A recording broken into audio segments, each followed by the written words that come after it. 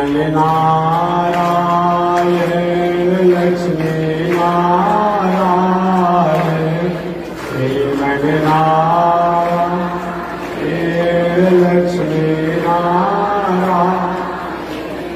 श्रीमन नारायण नारायण नारायण श्रीमन नारायण नारायण श्रीमन नारायण भवतारायण श्रीमन नारायण भवतारायण लक्ष्मी नारायण नारायण नारायण लक्ष्मी नारायण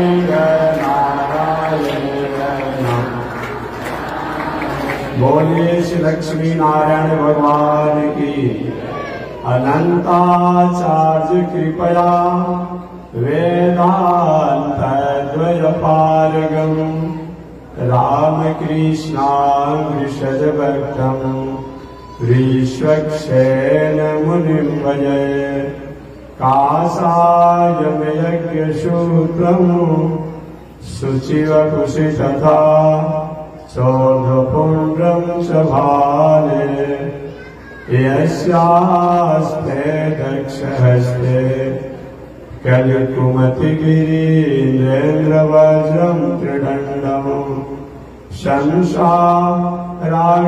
प्रशान्त्यै मृतजलममलं दारुपात्रं पवित्रं श्रीविश्वकृशेन शूरः पदकमलयुगं श्रेयसे संश्रयामि लक्ष्मीनाथसमारम्भां नाथयामुनमध्यमाम् अस्मदाचार्यपर्यन्तां वन्दे गुरुपरम्परां नारायणाय विद्महे वासुदेवाय धीमहि तन्नो विष्णु प्रचोदयात् महालक्ष्म्यै च विद्महे विष्णुपत्न्यै च धीमहि तन्नो लक्ष्मी प्रचोदयात् तन्नो लक्ष्मी प्रचोदयात्।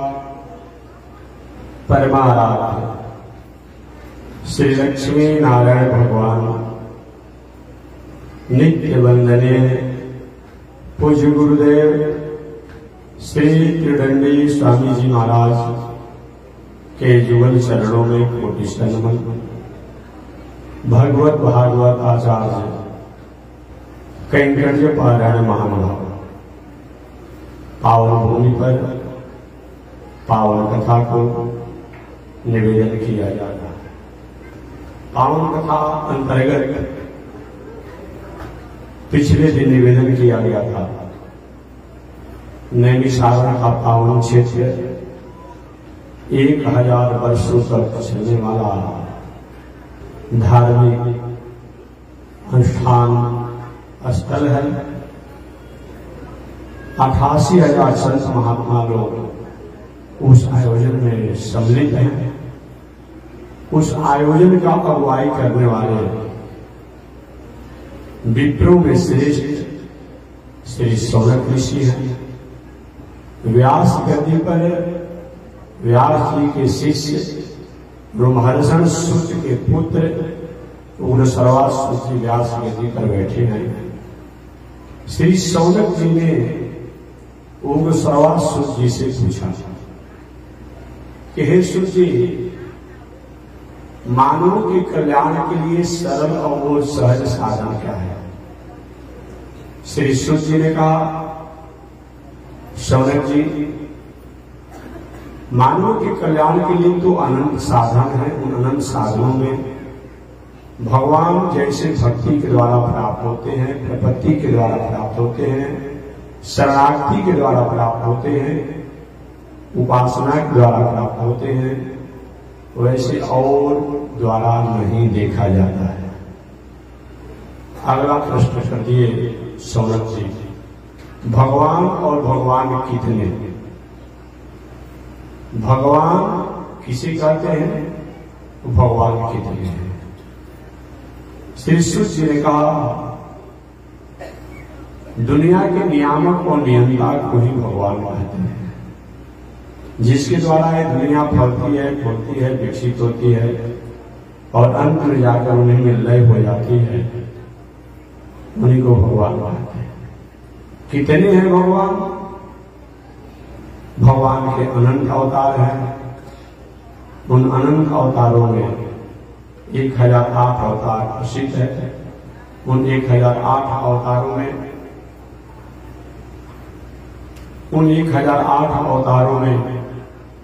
108 अवतार प्रसिद्ध है। उन 108 अवतारों में 24 अवतार प्रसिद्ध हैं। उन 24 अवतारों में 10 अवतार प्रसिद्ध हैं। उन 10 अवतारों में 4 अवतार प्रसिद्ध हैं। उन 4 अवतारों में 2 अवतार प्रसिद्ध हैं। उन 2 अवतारों में कृष्णावतार, कृपा का अवतार, रामावतार, मर्यादा का अवतार है। इस अवतार द्वारा अधिक दिनों तक इस संसार में रह करके प्राणियों का उपकार किया गया है, इसीलिए इनके प्रति अधिक रुझाने होती है। कोई व्यक्ति 1 घंटा के लिए आए, कोई व्यक्ति 1 दिन के लिए आए, कोई व्यक्ति 1 वर्ष के लिए आए, आज कोई व्यक्ति 10 वर्ष के लिए आकर कोई कार्य करे, तो जो समाज से अधिक जितना जुड़ा रहेगा, प्राणियों से अधिक जुड़ा रहेगा और प्राणियों के प्रति जिसके द्वारा अधिक से अधिक उपकार होगा, भलाई होगा, उसके प्रति अधिक रुझाने होंगे।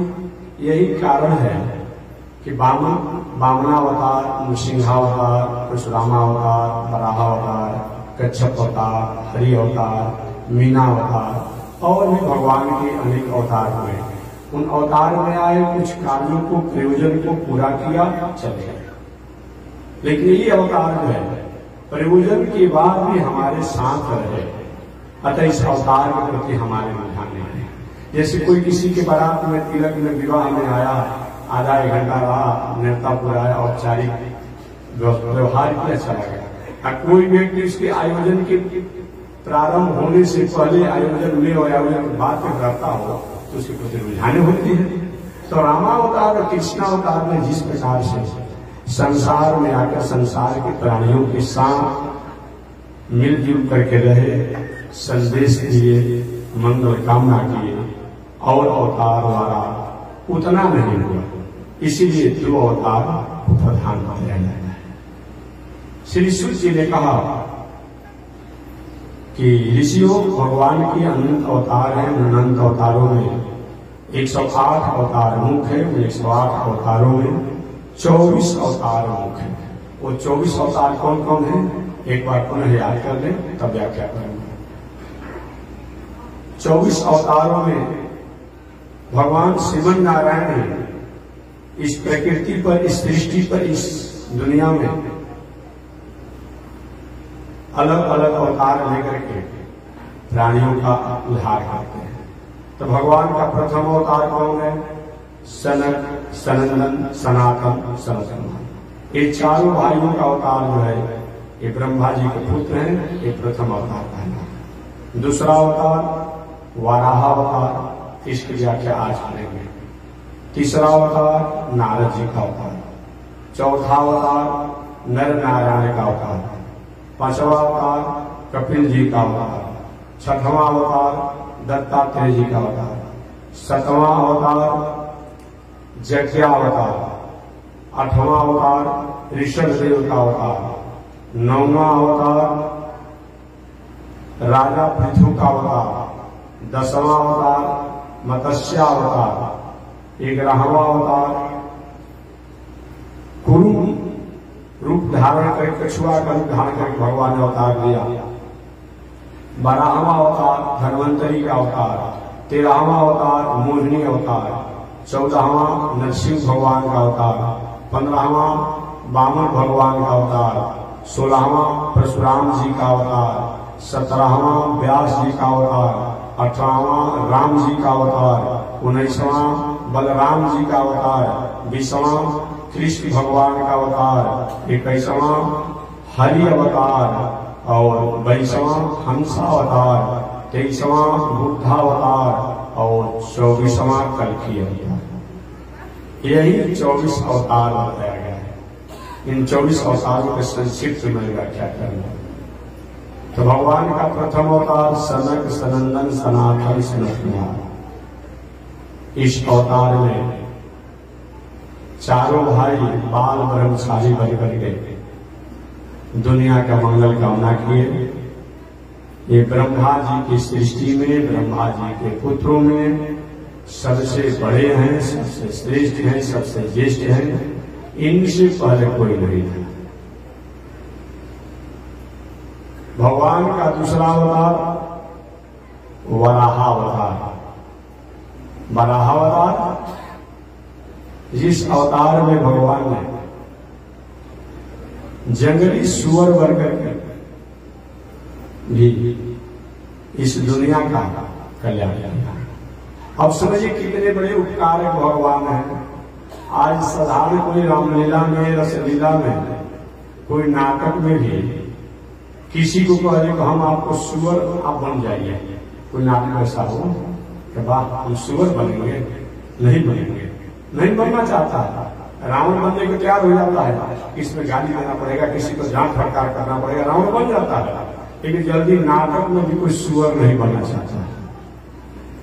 परंतु भगवान सृष्टि, प्रकृति, समष्टि के उद्धार करने के लिए उन्होंने जंगली सुअर का भी अवतार ले लिया। ये अवतार भगवान को क्यों लेना पड़ा? क्या ये सुअर के अवतार भगवान नहीं लेते तो काम नहीं चलता? नहीं चलता। ये अवतार क्यों भगवान लिए, इसकी व्याख्या करें। सृष्टि के प्रारंभ में जब सनक सनंदन सनातन सनत कुमार का अवतार हो गया, दुनिया जलमग्न थी, जल ही जल, जल ही जल, जल ही जल था। भगवान श्रीमन नारायण के नाभि से कमल, कमल से ब्रह्मा जी के अनेक पुत्रों में ये सनक सनंदन सनातन सनत कुमार, ये 4 भाई तो बाल ब्रह्मचारी हुए ही। 4 भाई जब कहे हम विवाह शादी नहीं करेंगे तो ब्रह्मा जी के भ्रू से, बलाक से शंकर जी प्रकट हुए। शंकर जी द्वारा भी बहुत जैसा चाहते थे ब्रह्मा जी, वैसा सृष्टि का विस्तार नहीं हुआ। तो ब्रह्मा जी ने अपने सत्य काम, सत्य संकल्प से छाती से धर्म प्रकट हुआ, पीठ से अधर्म प्रकट हुआ, छाया से कर्दम ऋषि प्रकट हुए और पैखाना मार्ग से राक्षस प्रकट हुए, लवशंका इत्यादि समुद्र प्रकट हुआ। एक कन्या भी प्रकट हुई, अहल्या देवी, ये ब्रह्मा जी की बेटी है। एक और भी कन्या प्रकट हुई जो सरस्वती देवी के नामों से भी जानी जाती है। फिर भी ब्रह्मा जी को संतुष्टि नहीं मिला तो ब्रह्मा जी ने 10 ऋषियों का सृष्टि किया। मरीचि ऋषि, अत्रि ऋषि, पुलह ऋषि, कर्तो ऋषि, भृगु ऋषि, वशिष्ठ ऋषि, अंगिरा ऋषि, नारद जी, प्रजापति दक्ष इत्यादि प्रकट हुए।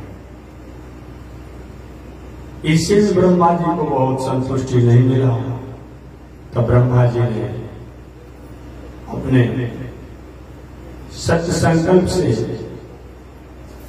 एक स्त्री को प्रकट किया, एक पुरुष को प्रकट किया। जो स्त्री जो है शत्रुपा के नामों से जानी गई और पुरुष जो है शंभु मनु के नामों से जाने गए। जो मनु और शत्रुपा जी को हम कहते हैं। ये मनु शत्रुपा द्वारा 2 पुत्र हुए, 3 कन्याएं हुई। मनु शत्रुपा के पुत्र जो हुए उनका नाम पड़ा प्रियव्रत और कानहार। और मनु शत्रुपा द्वारा जो 2 पुत्र प्रियव्रत और कानहार, 3 कन्याएं हुई मनु शत्रुपा के। आकृति देवहूति प्रसूति। आकृति का विवाह रुचि नाम के प्रजापति से हुआ, जिनसे यज्ञ और दक्षिणा, क्या चीज, यज्ञ और दक्षिणा दो पुत्र हुए। यज्ञ साक्षात नारायण, दक्षिणा साक्षात लक्ष्मी से होता थी। तो लक्ष्मी का विवाह नारायण से होगा, नारायण का विवाह लक्ष्मी से होगा। ऐसे यज्ञ दक्षिणा हुए। यज्ञ दक्षिणा के पुत्र भी हुए। जग दक्षिणा के पुत्र कौन है? तोष, संतोष, प्रतोष, मोद, आनंद, ये सब जग और दक्षिणा के पुत्र हैं। जग जब हम करते हैं तब तोष होता है, संतोष होता है, प्रतोष होता है, आनंद होता है, पुष्टि होता है, पुष्टि होता है, इत्यादि कार्यक्रम होते हैं। ये सब जग दक्षिणा के पुत्र हैं। ऐसे मनुज की बड़ी बेटी जिसका नाम था आकृति, उनका विवाह रुचि नाम की प्रजापति से हुआ, जो जग और दक्षिणा पुत्र हुए। जग दक्षिणा से तोष, प्रतोष, संतोष इत्यादि। मनु जी की दूसरी बेटी जिसका नाम था देवहूति, उन देवहूति का विवाह कर्दम ऋषि के साथ हुआ। जो कर्दम ऋषि और देवहूति के संबंध से 9 कन्याएं हुई। उन 9 कन्याओं में अनसुईया का भी नाम आपने सुना होगा, और भी का नाम आपने सुना होगा। तो और एक पुत्र हुए भगवान कपिल देव जी।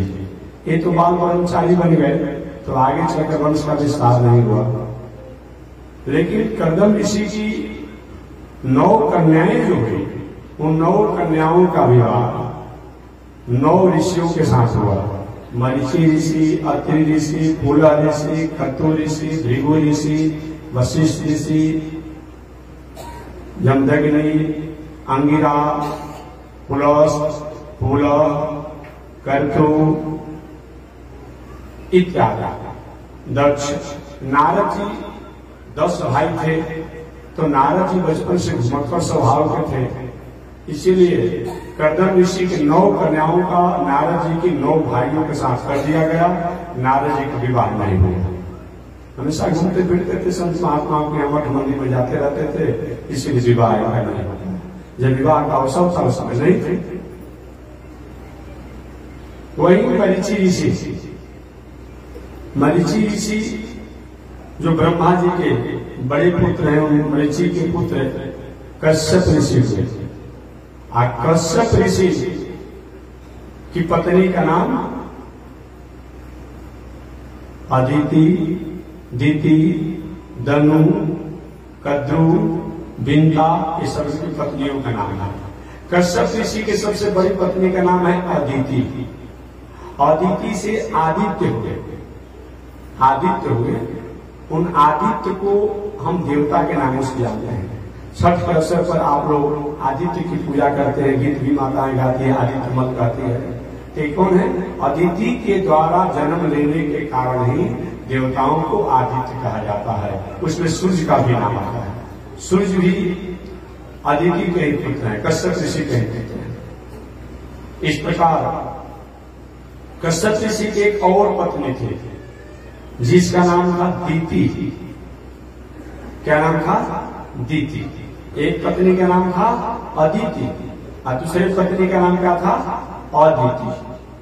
तो दीति दैत्यों की माता, राक्षसों की माता हो गई, और अदिति जो है देवताओं की माता हो गई। ऐसे एकाक्षरी कोश में पढ़े लिखे आप लोग होंगे तो थोड़ा समय बता दो। अदिति का मतलब क्या होता है? अ माने नहीं, अदिति माने द्वैत बुद्धि, भेद बुद्धि। जहां भेद बुद्धि नहीं हो उसको अदिति कहते हैं। तो जहां भेद बुद्धि नहीं रहेगा वहां तो उस स्त्री से देवता ही प्रकट होंगे, ऋषि ही प्रकट होंगे, संत ही प्रकट होंगे। अदिति माने द्वैत बुद्धि, भेद बुद्धि, माने पति से हमेशा विरोधाभास, पति के बातों को आदर नहीं करने वाली नारी का नाम दीति है। ऐसा जब रहेगा तो निश्चित रूप में दैत्य राक्षस प्रकट होंगे। बात समझिए। तो कश्यप ऋषि की अनेक पत्नियां थे। उन अनेक पत्नियों में अदिति से देवता हुए, जिन देवताओं में सूर्य का नाम आता है, वरुण का नाम आता है, अंत में बावन भगवान भी जन्म लिए, कथा आगे तुम्हें बताऊंगा। ये सब अदिति के पुत्र हैं। और कश्यप ऋषि की दूसरी बहन सौत जो है, जिसका नाम है दीति, इन दीति से भी राक्षस हुए। कश्यप ऋषि की एक पत्नी का नाम कद्रु, उन कद्रु से सर्प हुए। कश्यप ऋषि की एक पत्नी का नाम बिंता, उन बिंता से अरुण जी और गरुण जी हुए। जो अरुण जी हैं वो सूर्य के सारथी बन गए, और गरुण जी जो हैं ये भगवान के सारथी और सेवक बन गए। और समय से जैसा प्रसंग आएगा मैं सुनाऊंगा, तो कथा जानने के लिए इतना आपको बताना पड़ा। कश्यप ऋषि की बड़ी पत्नी अदिति, इन अदिति से देवता लोग प्रकट हो गए। कश्यप की दूसरी पत्नी दीति से कोई संतान नहीं हुआ। एक दिन कश्यप ऋषि सायंकाल हवन आहुति तैयारी करने के बाद, ये भी ध्यान देना चाहिए, एक नित्य कर्म होता है, एक नैमित्तिक कर्म होता है। तो नित्य कर्म जो होता है उसमें तो देखा जाए, नैमित्तिक कर्म जो होता है उसमें देखा जाता है कि अग्नि का वास क्या है, तो देव का वास क्या है, तो शिव का वास क्या है, देखकर पूजा पाठ होना चाहिए। लेकिन नियम से कोई व्यक्ति अगर शंकर जी को शिवरात्रि को जल चढ़ाता हो, अब उसको शिव वास में कोई लेना देना नहीं है। अब जो साधु और शंकर जी को जल चढ़ाता है और शिव वास देखेगा तो काम चलेगा? नहीं चलेगा। जो व्यक्ति रोज नियम से अगर हवन करता है, अग्निहोत्री है, और वहां अग्निवास नहीं देखा जाएगा, बात समझ लेगा कि अब अग्निवास होगा तो जब हवन किया जाएगा, या अग्निवास नहीं होगा तो हवन नहीं किया जाएगा। नहीं, अग्निहोत्री जो है, जो रोज अग्निहोत्र करता है, और वहां अग्निवास उसके रोज बताया जाएगा। तो नैमित्तिक किसी निमित्त अगर कोई अनुष्ठान किया जाता है तब तो अग्निवास, मुहूर्त, नक्षत्र, अमुक अमुक को देखना ही पड़ेगा। लेकिन जब हमारा एक नित्य कर्म होता है तो रोज हम वाल्मीकि रामायण का पाठ करते हैं, भागवत का पाठ करते हैं, मानस का पाठ करते हैं, गीता का पाठ करते हैं, विष्णु सहस्रनाम का पाठ करते हैं, हवन करते हैं, अमुक काम करते हैं, शंकर जी को जल चढ़ाते हैं, काली जी का जाकर दर्शन करते हैं, दुर्गा जी का सप्तशती सुनाते हैं, तो वहां पर ये नियम लागू नहीं होगा। लेकिन अगर हम कोई निमित्त लेकर कोई अनुष्ठान करते हैं तब तो उसमें मुहूर्त, नक्षत्र, शिववास, देववास, अग्निवास इत्यादि को देखना ही पड़ेगा। इसलिए कभी कभी लोग नई शास्त्रों को समझने के कारण कभी भ्रमित हो जाता है। अब एक व्यक्ति ने एक बार हमसे प्रश्न किया था, हमसे क्या उस व्यक्ति का शास्त्रीय दिमाग पर उसने बात कर दिया। प्रश्नों से करना ही नहीं चाहिए। कुछ एक महात्मा जी, आप लोग कुआर में जग करते हैं, कोई भादों में जग करता है, कोई सावन में जग। चतुर्मास करने वाले संत महात्मा जो होते हैं, 3 प्रकार के सन्यासी होते हैं चतुर्मास करने वाले। एक तो जो हमारे गुरु जी करते थे, कुछ गुरुदेव श्री त्रिदंडी स्वामी जी महाराज, जो आषाढ़, सावन, भादो, कुआ 4 महीना चतुर्मास। एक चतुर्मास सावन और भादो, ये भी संत महात्मा सन्यासी लोग, ज्ञानी लोग, विद्वान लोग करते हैं, शास्त्र सम्मत भी है। सावन भादो कभी कभी मैं भी किया।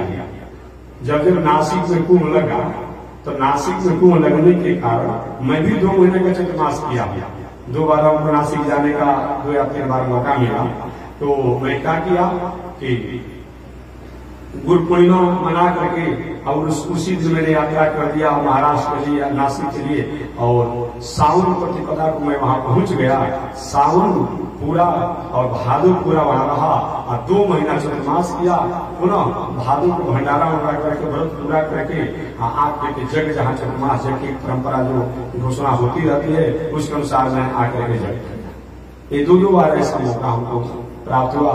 एक बार जो 2015 में सासाराम में चंद्रमास था उस समय, एक बार तारीख नहीं मालूम है, जब बनारस जिला में हम थे, चंदौली जिला में जो चहनिया के आसपास महुआ कला वहां ये भी शास्त्र है।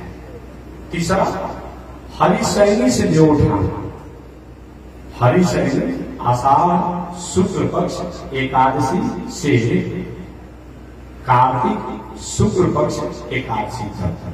हरिशनि तो आप लोग सब लोग कुछ दिन बिता ही है। और देवोत्थान जो कार्तिक शुक्ल एकादशी को जानते हैं, ये भी शास्त्र से है। तब इसमें ये जो है सब अपने आप व्रत में है।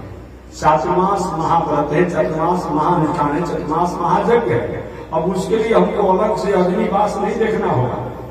जब का जो हमारा पूर्णावती होगा, पूर्णावती का अवसर पर भंडारा होगा, पूजा होगा, पाठ होगा, जैसे जिसकी क्षमता होगी वो जग इत्यादि करेगा। और वहां जो है ये कोई कहे भला आदमी शायद विशेष शास्त्रों को नहीं पढ़ने के कारण कि महाराज बिना अग्निवासी को आप लोगों ने भादु में जब कर दिया, आपने कुआर में जब कर दिया, आपने कार्तिक में जब कर दिया, तो शायद वो शास्त्र को पढ़ने में थोड़ी सी कृपणता किया है, कंजूसी किया है। और वो जो है चातुर्मास जो करने वाला है उसके लिए ये नियम नहीं लागू होगा। लेकिन अब सब लोग वही पर करने लगेंगे तो नियम लागू हो जाएगा। जो चतुर्मास व्रत में करने वाला है और उसको श्रीवास या अग्निवास या देववास देखने की आवश्यकता नहीं, जो सही में चतुर्मास व्रत किया है। लेकिन अब सब के सब लोग देखा देखी करने लगेगा तब तो नियम लागू हो जाएगा। तब नियम लागू हो जाएगा कि जब जीवन सामने जब कर सके तो हम कहेंगे श्रीवास देखेंगे या अग्निवास देखेंगे। नहीं, जो ऐसा करने वाला हो वो अगर है तब पकड़ाएगा। इसीलिए शास्त्र की रितंबरा बुद्धि हमें उसके बारे में जानना होगा। जैसे अभी सावन का समय चल रहा है, सावन का समय चल रहा है, शंकर जी का हम बहुत आएंगे जाएंगे, उस समय की इच्छा है कि हम शिवरात्रि के अवसर पर हम हवन करें। अगर शिवरात्रि के अवसर पर यदि किंचित के हवन कर भी दिया तो कोई आपत्ति नहीं है। लेकिन ये बात देखो कोई जगशाला बना के किसी तरह को हर जगह जग कर, इस पर तो उसको विचार करना पड़ेगा। नवरात्र का समय है और नवरात्र के समय पर कहीं विधानचल में लेकिन वहां हमेशा अग्निकुंड चलते ही रहता है, वहां जाकर लोग अपना हवन करते हैं। तो वहां चाहे अग्निवास हो या न हो, मुहूर्त हो या न हो, लेकिन वहां तो चलते रहता है, वो विशिष्ट धर्म है। लेकिन अगर कोई ऐसे अपने घर कुछ करना चाहे तब तो उसको मुहूर्त नक्षत्र इत्यादि देखना पड़ेगा, श्रीवास अग्निवास ऐसा चीजों को देखना ही पड़ेगा। यही बताया तो शास्त्र का मतलब होता है। तो मैं निवेदन करना चाह रहा था कि अग्निहोत्र जो नित्य करता है, रोज करता है, उसके लिए तो रोज का वही मुहूर्त है। जो पूजा नित्य करता है भागवत से रोज वही है। अब उसको ये नहीं देखना है किसी पंडित से मुहूर्त देकर रोज पाठ करने का मुहूर्त दिखाया जाएगा, नहीं, वो पाठ कर रहा है रोज का नियम है। लेकिन अगर अनुष्ठान को सुनना हो तो ब्राह्मण विद्वान ज्ञानियों से आपको मुहूर्त दिखना ही चाहिए। कश्यप ऋषि जी नित्य अग्निहोत्र संध्या वंदन चिंतन जब करते थे तो कर रहे थे। संयोग से एक दिन सायंकाल का समय था। कश्यप ऋषि की दूसरी पत्नी माने देवताओं की माता की सौतेली माने सौत अदिति की सौत कश्यप ऋषि की दूसरी पत्नी जिसका नाम है दीति, जो दैत्यों की राक्षसों की माता से संबोधित की जाती है। दीति कश्यप ऋषि के पास चली गई और कश्यप ऋषि के पास जाकर कही महाराज क्या मैं आपकी पत्नी नहीं हूं? कश्यप ऋषि कहे अरे देवी इस पूजा पाठ के अवसर पर ऐसा प्रश्न करने का समय तुम औचित्य क्या है कि तुमने ऐसा प्रश्न किया? तो दीति ने राक्षसों की माता ने कहा कि हमारी सौत, हमारी बड़ी सौत जो है देवताओं की माता, उनके देवता लोग बहुत हो गए और हमको कोई अभी तक संतान नहीं हुआ। महाराज हमको पुत्र प्राप्ति का अधिकार दीजिए और अभी दीजिए, इसी समय दीजिए। कश्यप ऋषि ने कहा देवी क्या देवताओं की माता द्वारा पुत्र जो है तुम्हारा पुत्र नहीं है? अरे तुम हमारी पत्नी हो और देवताओं की माता भी हमारी ही पत्नी है, तो स्त्री का अंतर हो गया, बाकी पति तो हम हैं। तो देवताओं के पुत्र भी देवता लोग तुम्हारे ही पुत्र हैं, लेकिन ऐसे भी तो नहीं चलेगा, सब अपना अपना होता है। महाराज आपको हमें पुत्र प्राप्ति का अधिकार देना होगा और अभी देना होगा, इसी समय देना होगा। हमको अभी तक कोई पुत्र नहीं हुआ है और उस समय तक कोई राक्षस जन्म नहीं लिए थे। कश्यप ने कहा ठीक है चलो तुम्हारी इच्छा है पुत्र प्राप्ति के लिए, अच्छी बात है, हर नारी की इच्छा होती है कि हमारा विवाह शादी हुआ तो हमें संतान होना ही चाहिए। लेकिन देवी अभी का मुहूर्त अच्छा नहीं है। अभी का मुहूर्त जो है, समय जो है, काल जो है, ये सायंकाल का समय है, गणवेर का समय है, संध्या काल का समय है। इस समय ये सब काम नहीं करना चाहिए। ऐसे नीतिकारों ने तो 4 काम को विशेष निषेध कर दिया है कि जिस समय न दिन हो न रात हो। संध्या का मतलब तो शामिल नहीं होता है। रात समाप्त हो रहा हो, दिन प्रारंभ हो रहा हो सुबह में, वो भी संध्या काल कहलाता है। इसलिए हम लोग 3 बार संध्या करते हैं। एक मध्याह्न काल, 11:30 से 12:15 के बीच में भी मध्याह्न काल होता है। और एक सायंकाल जो समय आएगा, दिन समाप्त होगा, रात्रि आएगी। इन समय पर 4 काम नहीं करना चाहिए। थोड़ा आगे पीछे बढ़ा लेना चाहिए। क्या क्या 4 काम नहीं करना चाहिए? नए शास्त्रों का स्वाध्याय नहीं करना चाहिए। अगर कोई नियम से पाठ पूजा कर रहे हैं, कोई हवन कर रहे हैं, तब तो कोई रोक नहीं है। लेकिन नए ग्रंथों का, नए शास्त्रों को पाठ प्रारंभ नहीं करना चाहिए, या नए किताबों को, नई चीजों को नहीं पढ़ना चाहिए, क्योंकि पढ़ने से स्मरण शक्ति कमजोर होती है। उस समय ऐसा कुछ वायरस घूमते रहते हैं प्रकृति में, जो हमें संक्रमित करके हमारे स्मरण शक्ति को कमजोर कर देंगे। इसलिए वैज्ञानिक दृष्टि से है। और बाकी ऐसे उस समय काम नहीं करना चाहिए। दूसरा, उस समय भोजन नहीं करना चाहिए। उस समय के भोजन करने से जो उस भोजन से रह जाते जो भी तैयार होगा, उससे शरीर में प्रमाद स्थिति आएगी, तो भोजन भी नहीं करना चाहिए। लेकिन रोगी पर, बच्चा पर, बालक पर, वृद्ध पर ये नियम लागू नहीं रहेगा। आपत्ति काल में नियम लागू नहीं रहेगा। और कोई यात्रा करके आया हो, ट्रेन की 2 दिन से ट्रेन में हो, और देखिए गड़बड़ काम चलेगा। हम लोग ट्रेन में रात भर भोजन चलते रहते हैं। न दिन देखा जाता है, न रात देखा जाता है, न स्नान देखा जाता है, न ध्यान देखा जाता है। वो विषम परिस्थिति होती है। तो विषम परिस्थितियों में तो हमेशा उसका अलग नियम होता है। तो रोगी हो, वृद्ध हो, बालक हो, उन पर नियम लागू नहीं होगा, बाकी नियम लागू होता है। बाकी नियम लागू होता है। तो क्या क्या 4 काम नहीं करना चाहिए? एक तो उस समय सोना नहीं चाहिए नींद से। कितना भी रोग हो, कितना भी रोगी आदमी हो, लेकिन निद्रा में नहीं सोना है। आंख ठीक है, रोगी आदमी बैठा नहीं जा रहा है, आप नहीं, लेकिन निद्रा में नहीं सोना है। उस समय नए शास्त्रों को नहीं पढ़ना है। 2 हो गया। उस समय भोजन नहीं करना चाहिए। और चौथा, उस समय संतान की इच्छा नहीं करनी चाहिए। उस समय की संतान की इच्छा करने से राक्षस वृत्ति का, चोर चूहे प्रकटमार लंपट लड़का होगा। अगर लड़की होगी तो गलत आचरण वाली होगी, बड़े शंकर संतान को चालाकी से लड़का को जन्म देने वाली होगी। बाद में शंकर जब बड़ी होगी तो इसे नहीं होनी चाहिए। उस समय के सायंकाल, जो मैंने बताया कि जो या तो प्रातः काल का संध्या हो, या तो मध्याह्न का हो, या तो सायंकाल का हो, उस समय अगर स्त्री पुरुष वंश विस्तार की मर्यादा को करते हैं तो राक्षस और लंपट लड़का होता है, चोर चुहेर परिमार बदमाश अपराधी कुकर्मी होगा। और लड़की होगी तो गलत आचरण वाली होगी। सीधी सीधी बात जान जाएगा। हर कहीं ऐसा होता हो तो गलती से, चाहे आगे पीछे कुछ हो गया हो, और एक मैंने कथा बताया था, वो गलती से। एक और बात मैं बता दूं, 11वां दिन और 13वां दिन जब स्त्री पुरुष वैवाहिक मर्यादा को संपन्न करने के बाद आगे वंश विस्तार के लिए जब अपने धर्म को स्वीकार करते हैं, तो जान में हो जाएगा, अनजान में हो जाएगा। बैठिए उनको शांति से बैठिए, वही बैठ जाइए, हो जाएगा। चाहे जान में हो जाएगा, अनजान में हो जाएगा। अगर गलती से भी बात समझिएगा, 11वां दिन और 13वां दिन अगर कहीं वंश विस्तार की क्रिया को हो गया तो उस संबंध से लड़की जन्म लेगी। क्या चीज? लड़की जन्म लेगी। और वो लड़की बाद में चलकर जब बड़ी होगी तो चालाकी से वर्णशंकर संतान को जन्म लेगी। जब तक उसका विवाह नहीं होगा तब भी वो गलत आचरण से जीवन जिएगी, वर्णशंकर और अवैध आचरण को करेगी। विवाह होने के बाद भी, अपने पति के होने के बाद भी अपने पति से छूट करके वो गलत आचरण को करेगी। इसलिए इसको स्त्री पुरुष को हमेशा ध्यान देना चाहिए। 11वां दिन और 13वां दिन याद रखना। ऐसा नहीं करते हैं तो उसका परिणाम आपके पास आएगा, आपके पास आएगा। ये हमारा विशेष है। लेकिन मैं किताब की बात करूं, नहीं मानते मत मानिए, कौन आपको मनाने जा रहा है? इसलिए एक विचार होना चाहिए।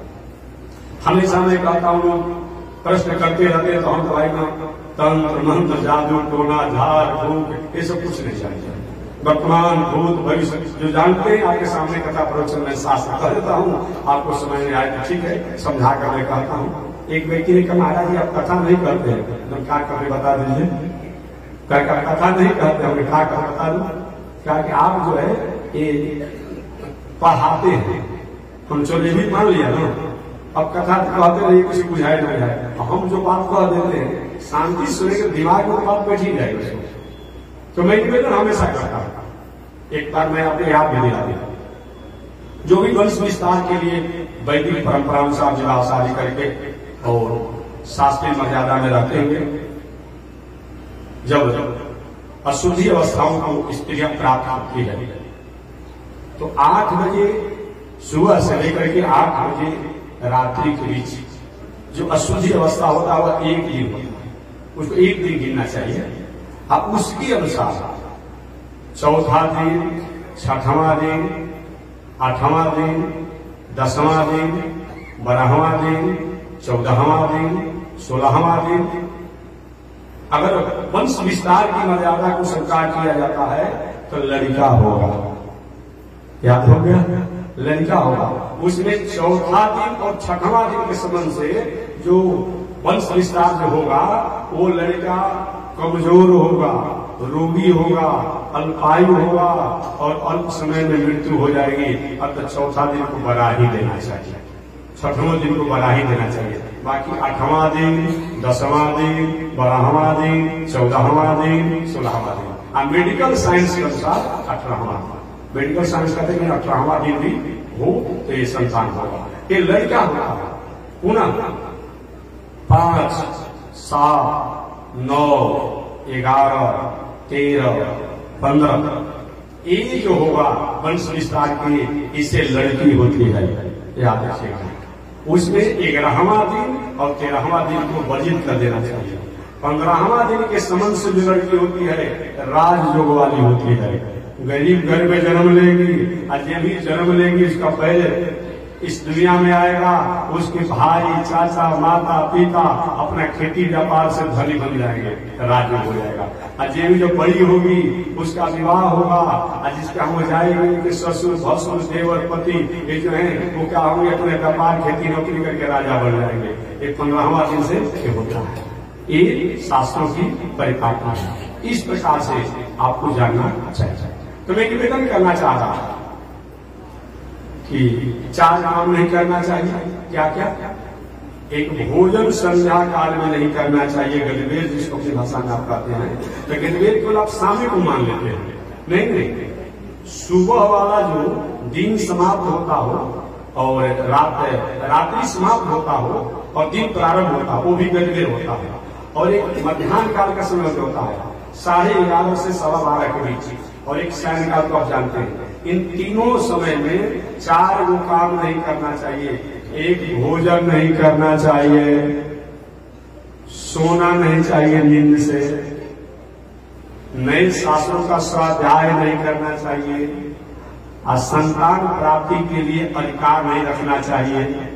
अगर ये काम करते हैं, सोने से रोग बढ़ने की अधिकता संभावना रहती है, रोग बढ़ने की, स्वाध्याय करने से स्मरण शक्ति कमजोर होने की संभावना रहती है, भोजन करने से अनेक प्रकार के हमारे शरीर में रोग और उत्पन्न होंगे, और संतान की इच्छा करेंगे तो राक्षसी वृत्ति का बेटा बेटी जन्म लेगा। लेकिन एक बात और तो बता दो, अब वही कोई विवाह शादी हो, उत्सव महोत्सव हो, तब ये नियम लागू नहीं हो। कुछ शंका में पड़ जाएंगे कुछ लोग ना।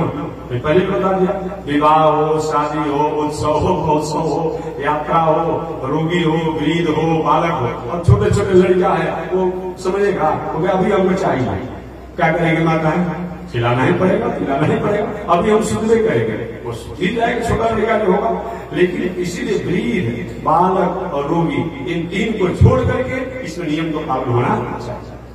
कश्यप ऋषि ने दीदी से अपनी छोटी पत्नी से कहा, देवी जी तुम बात ठीक करेगा कि मेरे पुत्र की कामना है कि हमारी 100 अदिति के देवता लोग हो गए, हमको कोई संतान नहीं है, लेकिन अभी का मुहूर्त ठीक नहीं है, अभी का समय ठीक नहीं है, अतः प्रतीक्षा करो उत्तम समय की।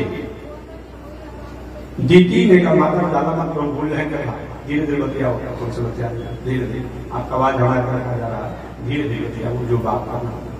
तो कश्यप ऋषि ने कहा कि दीदी अभी का मुहूर्त ठीक नहीं है। दीदी ने कहा मुहूर्त नहीं जानती हूं, हम आपकी पत्नी हूं, हमको संतान चाहिए।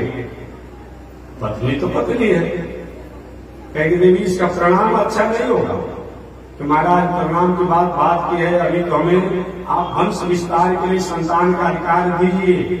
अब अपनी छोटी पत्नी दीदी के कहने में आकर के, माने दैत्यों की माता के कहने में आकर के, राक्षसों की माता के कहने में आकर के कश्यप ऋषि ने अच्छा मुहूर्त नहीं होने पर भी वंश विस्तार की कामना से अपनी दूसरी पत्नी से वंश विस्तार की मर्यादा को स्वीकार किया।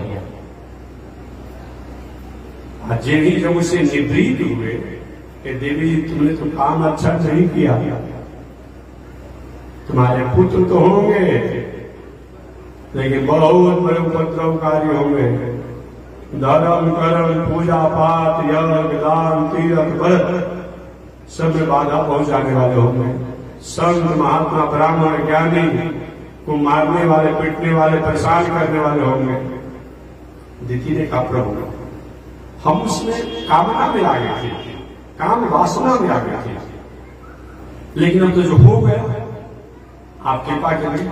अब दुनिया के लोग क्या, हमारे पुत्र, आप ऋषि हैं, मैं आपकी पत्नी हूं, छोटी पत्नी हूं, और हमारे पुत्र कई संत महात्मा धर्म ब्राह्मण ज्ञानी को कोई विरोध पहुंचा गया, ये क्या कन्या कहेंगे, कोई उपाय कीजिए, नहीं देवी होगा तो यही होगा। तब एक चलो तुमने अफसोस किया है, गलती तो कर दिया, अफसोस किया है, तो चलो तुम्हारे पुत्र तो राक्षस होंगे, लेकिन तुम्हारा नाती जो होगा ना ये भगवान का भक्त होगा जो सबका उद्धार कर देगा। चलो इतना तक उसके कम बात हुआ कि कहीं बेटा नालायक भी हुआ तो नाती का अच्छा हो जाएगा, तो इससे भी काम चल जाएगा। तुम्हारा नाती, वही बाद में चलकर मैं कथा सुनाऊंगा, प्रहलाद जी जो होंगे वो भक्त होंगे, कथा बाद में सुनाऊंगा। तुम्हारा नाती जो होगा वो बहुत बड़ा भगवान का भक्त होगा, लेकिन अब तो जो हो गया सो बहुत दिनों तक दीदी ने अपने गर्भे में बालक को रखा। अरे भाई ऋषि की पत्नी है, शक्ति है, साधना है, बहुत दिनों लड़का जन्मे नहीं लेगा, न जन्म लेगा न कुछ बढ़ेगा, बहुत दिनों तक रखा। इधर जितने दिन तक दीदी के गर्भ में बालक पड़े रहे, उधर अब देवताओं का तेज कमजोर होने लगा। कभी कभी ट्रांसफार्मर से बिजली का तार आते रहता है, और कोई गलत तरीका से कोई व्यक्ति जोड़ देता है तो दूसरे का लाइन करंट कमजोर नहीं हो जाता है, डिफॉल्ट नहीं हो जाता है, बहुत कुछ हो जाता है। अब वही हाल हुआ, कश्यप ऋषि की दूसरी पत्नी दीदी अपने गर्भ में जो दैत्यों को, राक्षसों को कभी जन्म नहीं होने देंगे, तो अपने घर में धारण करेंगे, न जन्म लेंगे न उपद्रव बढ़ेगा। इधर देवताओं का शक्ति निस्तेज होने लगा, निस्तेज होने लगा। एक दिन सब लोग ब्रह्मा जी के पास गए, बाबा हम लोग को शक्ति काम नहीं कर रहा। जैसे कभी किसी को टीबी हो जाता है, एक्जिमा हो जाता है, बुखार हो जाता है, तो शरीर उतना ही सुंदर आता है लेकिन शरीर में दम नहीं रहता है। महाराज हम को शक्ति क्या हो गया, देवता लोग कहते हैं। ब्रह्मा जी का वही हाल हमारी भी है, हमको पता ही नहीं चलता हमारी शक्ति क्या होगा। चलिए शंकर जी के पास, सब शंकर जी के पास में, वही हाल हमारी भी है, चला जाए। सुप्रीम कोर्ट भगवान श्रीमन नारायण के पास, भगवान श्रीमन नारायण के पास गए और जाने के बाद कहे कि महाराज हम लोग शक्ति से निस्तेज हो रहे हैं। भगवान मुस्कुराते हुए कहे, देवताओं ये आश्चर्य की बात नहीं है।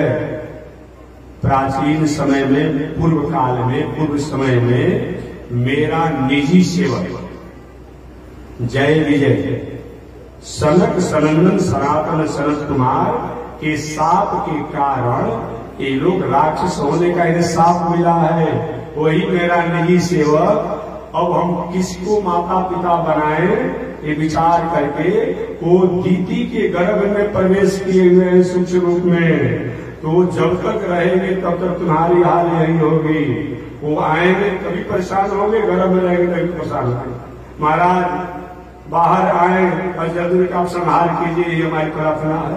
कहे कि देवताओं जाओ, तुम तो स्वार्थी हो, लेकिन जाओ प्रतीक्षा कर।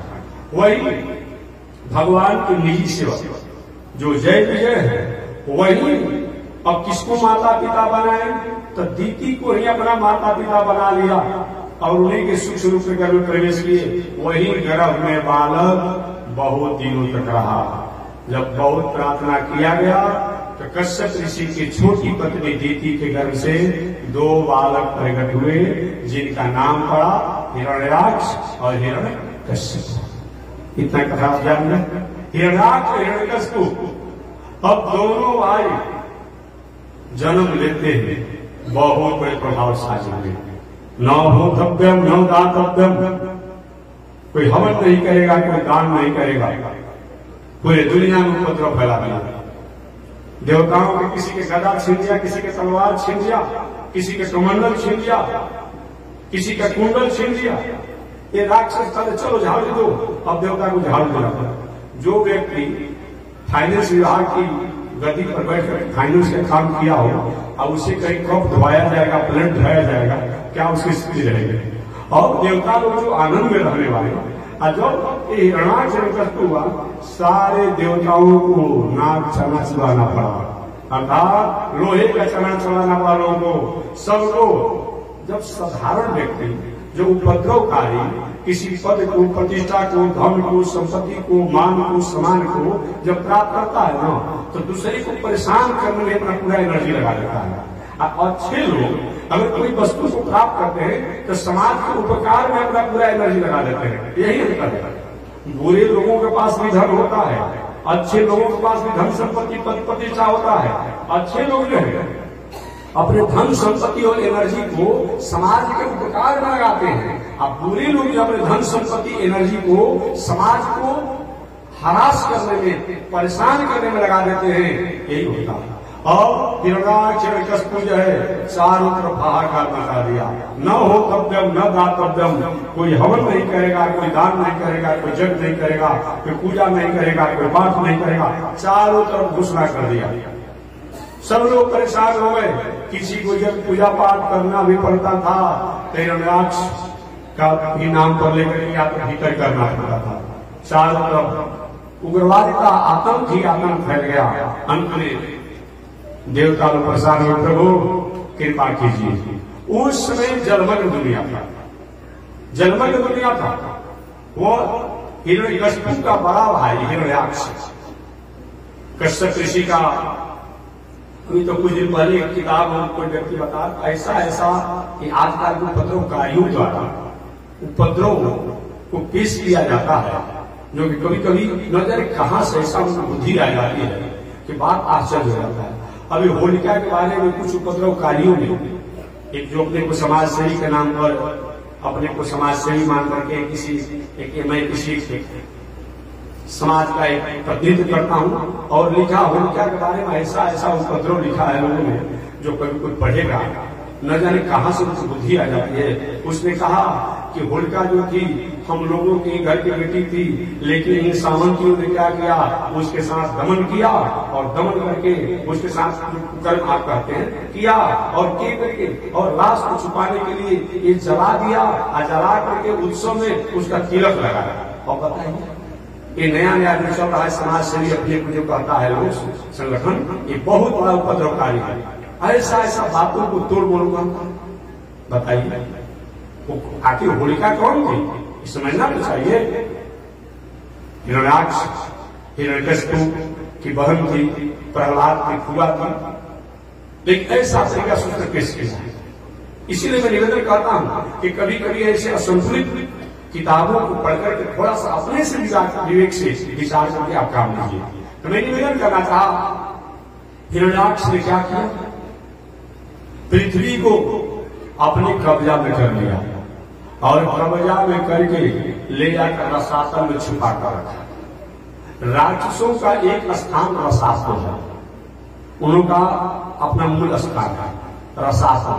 कभी कभी किसी पर नाराज होते हैं, आज हम बोल हम आपको रसातल भेजेंगे, हम कहते हैं कभी कभी हम आपको रसातल पहुंचा देंगे। ये राक्षसों का निजी स्थान है, वही रसातल वहां रहते हैं, बाकी अपना प्रभाव वर्चस्व वो लोग आगे आते रहते हैं। वही हिरण्याक्ष जो कश्यप ऋषि का बड़ा बेटा था, कश्यप ऋषि की छोटी पत्नी दीति के बड़ा पुत्र था हिरण्याक्ष। पृथ्वी को अपहरित करके और रसातल में छुपा कर रखा, शक्ति को तेज बोझ। चारों तरफ देवता लोग परेशान है, ऋषि लोग परेशान है। क्या किया जाए? अंत में सबने प्रार्थना की देवताओं ने भगवान से, प्रभु अब हम लोग से बर्दाश्त नहीं होता है, जीते जी मर रहे हैं, आप कृपा कीजिए। भगवान ने कहा ठीक है, प्रतीक्षा करो। वही देवता लोग प्रतीक्षा करते रहे तो भगवान श्रीमद नारायण विचार की कैसे माता पिता बनाए, कैसे मैं जन्म लूं। जल में तो जलीय जीव का ही वर्चस्व होता है, जल में जलीय जीव ही मजबूत होगा। कौन अवतार लिया गया? वही भगवान ने क्या किया, ब्रह्मा जी बैठे थे, सोच रहे थे कैसे देवताओं का मंगल होगा ही होगा। अचानक ब्रह्मा जी को छींक आया, छींक आया तो नासिका से जल बूंद निकला छींक के साथ, अब उसी से नासिका से छोटा सा जीव निकला। कभी से लोग आंख से, कान से, नाक से करके कीटाणु निकल जाते हैं, कोई रोग के चलते से कुछ निकल जाते हैं, पैखाना मार से करके कीटाणु निकल जाते हैं, कभी कभी काक से भी चीलट निकल जाते हैं, ये सब होते रहते हैं। और अचानक नासिका द्वारा छींक जब हुआ तो जल बूंद तो निकला, उस साथ एक छोटा सा जीव निकला, और जीव जो है कुछ ही समय में सुपर का अवतार में, और देखते देखते वो क्या हुआ, बड़ा रूप बना लिया। वो बड़ा हुआ जंगली सुअर। कभी कभी इस कथाओं पर नास्तिक लोग कहता है, बताओ ये सब सनातन परंपरा, वैदिक परंपरा के लोग बताओ ये कैसे इतना बड़ा होगा। अरे भाई अब तो मत कहा जाए, आपके पास कंप्यूटर है ना, आपके पास मोबाइल है ना, सब कुछ आपके पास है, रिमोट भी आपके पास है। एक बार आपने मोबाइल को यूं किया तो फोटो छोटा था, एक बार आपने मोबाइल को यूं किया फोटो बड़ा हो जाता है। जब एक विज्ञान की चमत्कार हो सकती है, तकनीकी हो सकता है, उसकी विशेषताएं हो सकती है कि छोटा से छोटा, बड़ा से बड़ा एक सेकंड में आकार बना देगा, तो क्या वो देवता देवी या भगवान कहीं अपने आकार को बड़ा बना ले अल्प समय में? ये कौन आश्चर्य की बात है? और तो आश्चर्य करना चाहिए। वो भी विद्या, जिस विद्या से आज यह मोबाइल, आज कंप्यूटर, आज टेलीविजन, ये रिमोट द्वारा, कंप्यूटर द्वारा ऐसे बड़ा छोटा गायब कर दे रहा है, उनका कैसे लोग अंतर ध्यान हो जाते थे। और तो मत कहिए, आप मोबाइल चलाते हैं, अचानक इच्छा हो गया नहीं कोई पिक्चर को, तुरंत रिमोट दबाया गायब हो गया। जब आज एक कंप्यूटर का, एक विज्ञान का चमत्कार हो सकता है, किसी पिक्चर को गायब कर देता है, दूसरा पिक्चर ला देता है, बड़ा पिक्चर हो जाता है, छोटा पिक्चर हो जाता है, विशाल पिक्चर हो जाता है, उसमें अनेक प्रकार के और चीज हो जाते हैं। तो अगर कहीं होता हो प्राचीन काल में, कहीं कोई अंतर ध्यान हो जाता हो, गायब हो जाता हो, बड़ा हो जाता हो, छोटा हो जाता हो, कौन आश्चर्य की बात है? लोग कहता है तो हनुमान जी छोटा रूप बना के चले गए, कैसे हो गया? अब ऐसा प्रश्न की आवश्यकता नहीं है। आप जिस युग में जी रहे हैं, ये लेटेस्ट हाईटेक का युग है। इस युग में अब आप जैसे महानुभावों को ऐसा शंका किया जाए तो ये अच्छी बात नहीं है। वो ब्रह्मा जी के नासिका से वो जीव निकला, वो बड़ा अवतार के रूप में और विशाल रूप बना लिया, गजने लगा, जंगली सुअर के रूप में प्रकट हुआ, गजने लगा और जल में प्रवेश किया।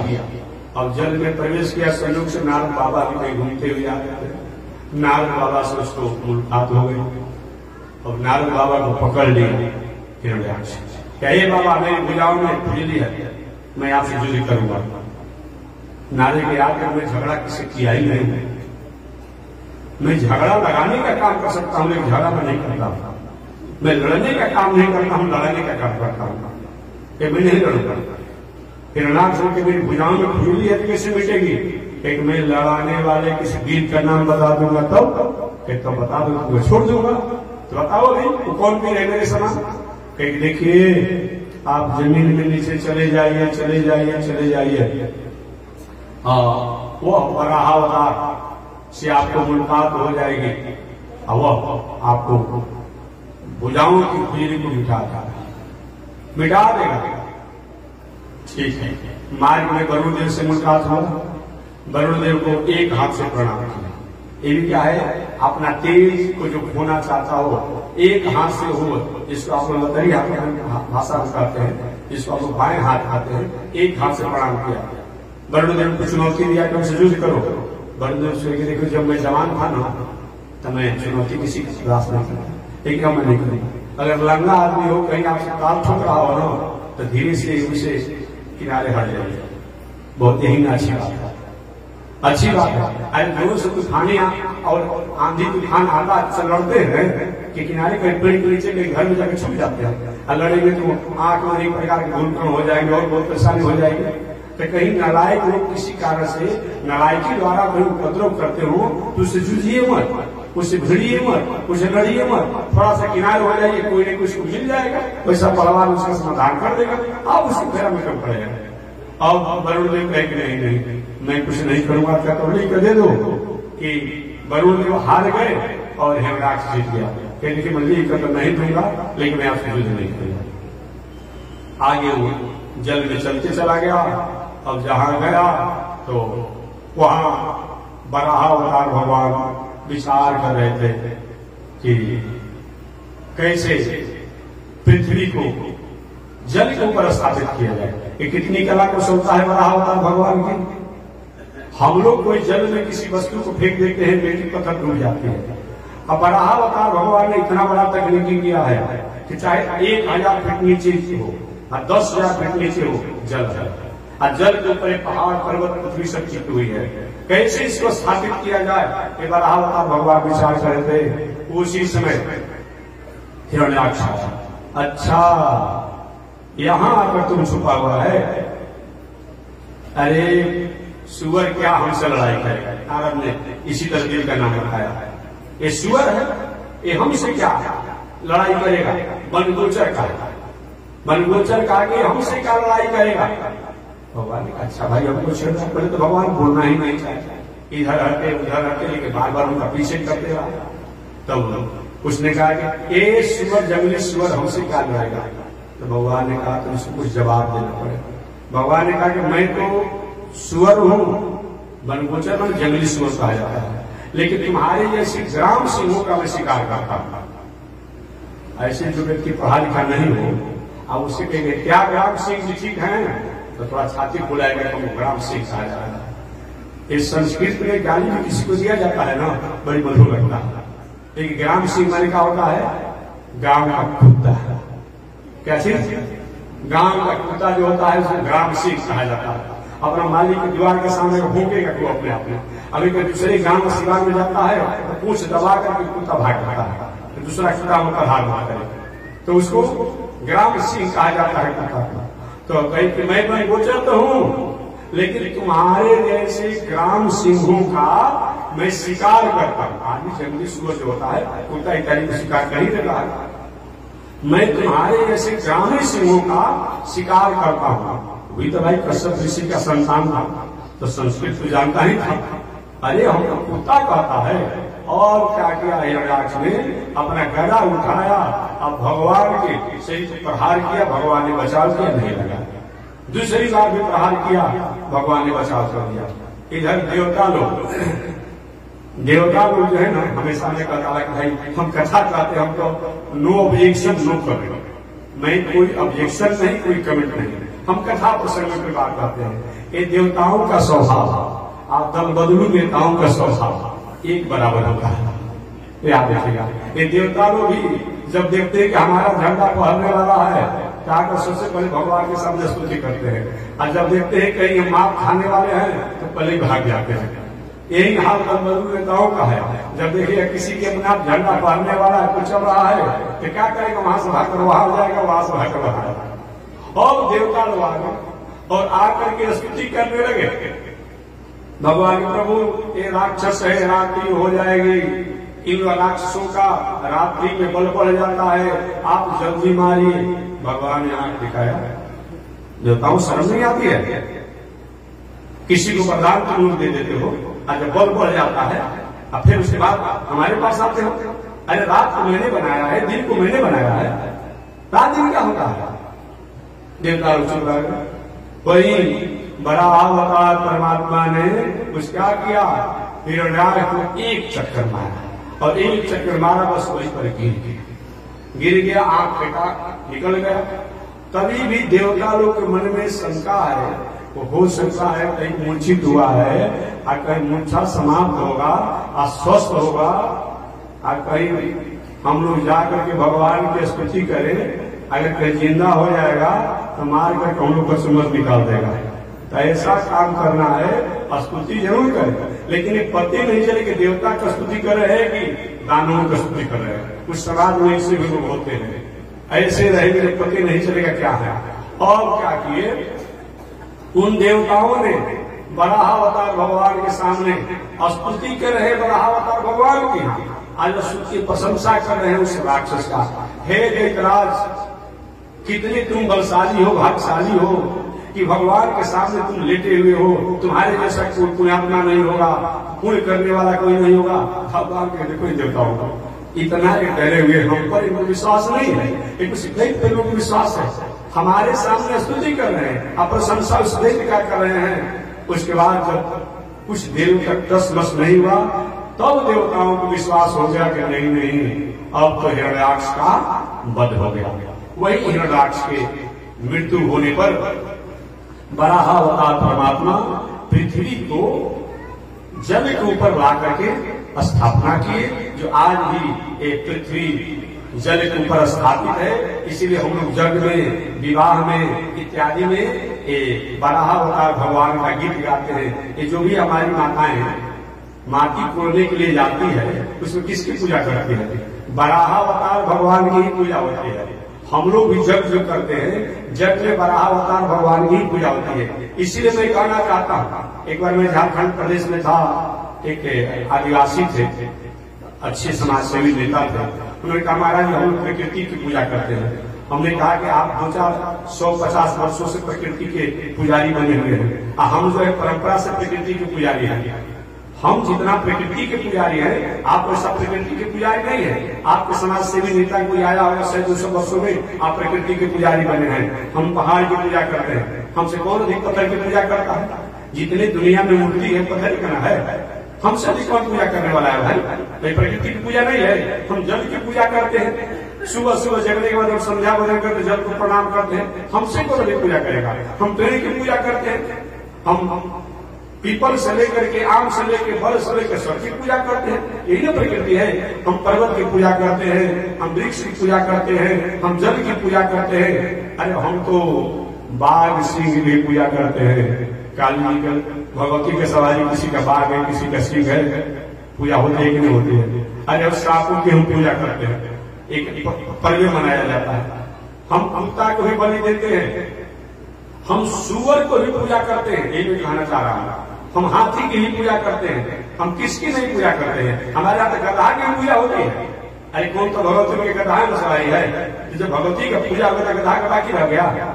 हम जितना पूजा है और समरसता हमारी में यहाँ है, वैदिक परंपरा में और कहीं नहीं है। हम सबके प्रति आदर रखते हैं। इस्लाम दर्शन के लोग सुअर को ही मानते हैं, गाय के प्रति उनकी आदर नहीं रह पाती है, जबकि वो सब गाय द्वारा दूध खाते हैं, उनके गोबर इत्यादि द्वारा अपना उपयोग में लेते हैं, लेकिन फिर भी उनके प्रति थोड़ी सी दया में कमजोरी है, दया कम कर पाते हैं। लेकिन हम सुअर को भी आदर करते हैं, गाय को भी आदर करते हैं, भैंस को भी आदर करते हैं, बैल को भी आदर करते हैं। हम तो मानव मात्र और प्राणी मात्र की आदर करते हैं। इसीलिए कभी भी हम जब कहते हैं, ये नहीं कहते कि मेरा कल्याण है, मेरे देश का कल्याण है, प्राणियों का कल्याण है, विश्व का कल्याण हो, प्राणियों में सद्भावना हो। जब संसार के प्राणी खुशी रहेंगे तो हमारी खुशी। ये नहीं कि हम बहुत बड़ा धनी आदमी हो और हमारा भाई परिवार जो गरीबी से मर रहा हो, क्या खुशी क्या मतलब होता है? जब समस्त प्राणी खुशी होंगे उसमें हमारी खुशी होगी। समस्त विश्व का मंगल होगा तो हमारा मंगल होगा, समस्त राष्ट्र का मंगल होगा तो हमारा मंगल होगा। इसे कभी हमें नहीं कहते हैं कि भारत का मंगल हो, विश्व का कल्याण होगा। विश्व के कल्याण में हमारा भारत का कल्याण होगा, हमारे प्रदेश का कल्याण होगा, हमारे पंचायत का कल्याण होगा, हमारे गांव का कल्याण होगा, हमारे घर का कल्याण होगा, हमारे परिवार का कल्याण होगा। इसलिए हमसे अधिक विचार मानव के हित में कौन कर सकता है? हम मैंने हमारा वैदिक परंपरा एक बात मैं कहना चाहता। तो हम सूर्य की पूजा करते हैं, हम गाय की पूजा करते हैं, हम सबकी पूजा करते हैं, कुत्ता की पूजा करते हैं, हम कौआ की पूजा करते हैं, सबसे नहीं पूजा करता। लेकिन मर्यादा व्यवस्था के अनुसार मर्यादा को आज भेदभाव मान लिया जाए, ये बात अच्छी नहीं है। मर्यादा में मर्यादा होता है। घर में कई प्रकार की स्त्री होती है, लेकिन मर्यादा के कारण तो किसी को माई कहते हैं, किसी को बहन कहते हैं, किसी को फुआ कहते हैं, किसी को बेटी कहते हैं, किसी को मौसी कहते हैं, कहा जाता है ना। है तो सब स्त्री जाती ही है, लेकिन उसके साथ मर्यादा रखते हैं। एक दूसरे घर की बेटी को हम बहू कहते हैं, अपने घर की बेटी को हम दूसरे का विवाह करते हैं, किसी को पत्नी रूप में स्वीकार करते हैं कि किसी को माता रूप में स्वीकार करते हैं। यही तो मर्यादा है। आज के जमाने में मर्यादा को भेद दृष्टि से जान करके और भेद का व्याख्या करके लोग को भ्रमित किया जा रहा है। ये बात नहीं, मर्यादा भेद नहीं है, मर्यादा तो समरसता है, समाज की सहिष्णुता है, समाज की सिंपैथी है और समाज का स्वभाव है। इस समाज की स्वभाव को, सहिष्णुता को और समरसता को अगर हम भेद में परिणत करते हैं कि हमारी बुद्धि की कमजोरी है। इसलिए मानव मात्र हम सब परमात्मा के हैं। हमेशा मैं कहता हूँ all thing bright and beautiful, all creatures are great and small. छोटे बड़े सुनहरे चमकीले जो कुछ भी दुनिया में है उसको निर्माण करने वाला वह गॉड है, वह लॉर्ड है, वह ईश्वर है, वह परमात्मा है, वह भगवान है, वह नारायण है। उन्हीं के हम सब लोग हैं। लेकिन मर्यादा जो व्यवस्था है, मर्यादा को हम भेद न माने, मर्यादा को एक संस्कृति माने। ऐसा अगर मानते हैं, मानव मात्र और समस्त विश्व हम सब परमात्मा के हैं। इस प्रकार से हमारे बड़ा अवतार भगवान उस हिरण्याक्ष का वध करके पृथ्वी को जल के ऊपर स्थापित करके और पुनः अपने लोक में चले गए। ये भगवान के दूसरे अवतार है। बोलिए बड़ा अवतार भगवान की। इस प्रकार बड़ा अवतार भगवान के अवतार की पावनता को मैंने निवेदन किया। भगवान का तीसरा अवतार नारद जी का अवतार था। तो नारद जी के अवतार को कल कथा में सुनाऊंगा। आज इसी के साथ हमारे विराम। एक बार भगवान का नाम ले, आगे परमात्मा की जैसे श्रीमन नारायण लक्ष्मी नारायण श्रीमन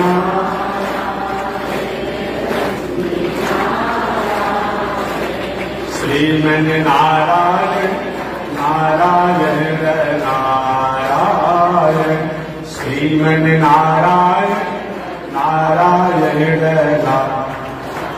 बोलिए श्री लक्ष्मी नारायण भगवान की, सीता रामचंद्र भगवान की, राधा कृष्ण चंद्र भगवान की, विश्व जगदाता श्री त्रिकंडी स्वामी महाराज की। हरिओम। शांति शांति शांति।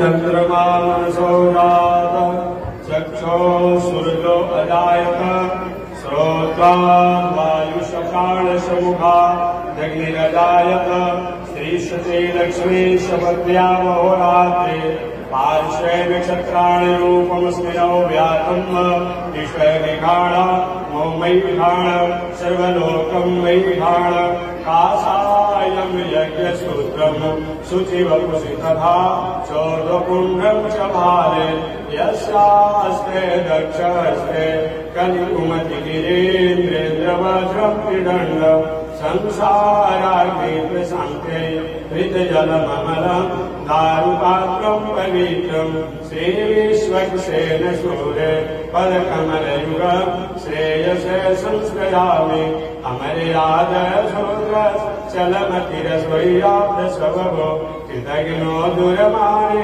स्मर परवसो वंचन कर निशंसा पापेश कथमामितो दुर्गजलदे प्रपारादुत्रीरस तव परिचरेयं शरणयो लक्ष्मी नारायण भगवान की शुभम जगदाता श्री जिगंडी स्वामी जी महाराज की हरि ओम शांति शांति शांति।